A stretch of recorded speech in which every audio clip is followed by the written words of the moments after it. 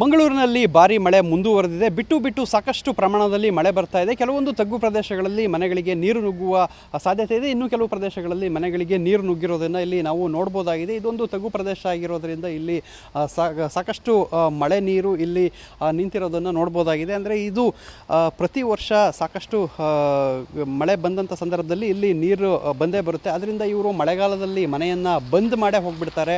ಬೇಸಿಗೆಯಲ್ಲಿ ಮಾತ್ರ ಈ ಮನೆಗೆ ಇವರು ಬಂದು ವಾಸ ಇರ್ತಾರೆ. ಅದಾದ ಬಳಿಕ ಮಳೆ ಆರಂಭವಾಯಿತು ಅನ್ನೋ ಸಂದರ್ಭದಲ್ಲಿ ಫಸ್ಟ್ ಫ್ಲೋರ್ ಏನಿದೆ ಆ ಒಂದು ಫಸ್ಟ್ ಫ್ಲೋರ್ಗೆ ಹೋಗ್ತಾರೆ. ಅಲ್ಲಿ ಸ್ವಲ್ಪ ದಿನ ಇದ್ದು ಮತ್ತೆ ಮಳೆ ಜಾಸ್ತಿ ಆದಂಥ ಸಂದರ್ಭದಲ್ಲಿ ಇಲ್ಲಿಂದ ಹೊರಡ್ತಾರೆ. ನೋಡ್ಬೋದಾಗಿದೆ ಬಾವಿ ಏನು ಕಾಣ್ತಾ ಇದೆ, ಆ ಬಾವಿ ಕೂಡ ಸಂಪೂರ್ಣವಾಗಿ ಮುಳುಗಡೆ ಆಗಿರುವಂಥದ್ದು.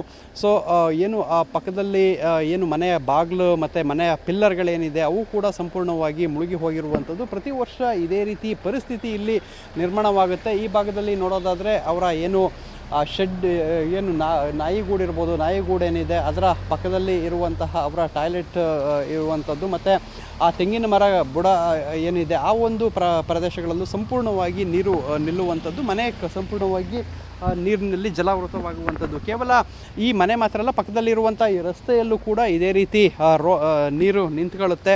ಸೊ ತಗ್ಗು ಪ್ರದೇಶ ಆಗಿರೋದ್ರಿಂದ ಇಂಥ ಒಂದು ಪ್ರದೇಶಗಳಲ್ಲಿ ಪ್ರತಿ ವರ್ಷ ಇದೇ ರೀತಿ ಸಮಸ್ಯೆ ಎದುರಾಗಿರುವಂಥದ್ದು. ಹೇಳಿ ಕೇಳಿ ನೆನ್ನೆಯಿಂದ ಸಾಕಷ್ಟು ಮಳೆ ಸುರಿತಾ ಇರೋದ್ರಿಂದ ಇಂತಹ ಪರಿಸ್ಥಿತಿಗಳು ಹಲವು ಕಡೆ ನಿರ್ಮಾಣವಾಗಿದೆ. ಕ್ಯಾಮ್ರಾಮನ್ ವಿಲ್ಫ್ರೆಡ್ ಜೊತೆ ಪೃಥ್ವಿರಾಜ್ ಬೊಮ್ಮನಕೆರೆ, TV9 ಮಂಗಳೂರು.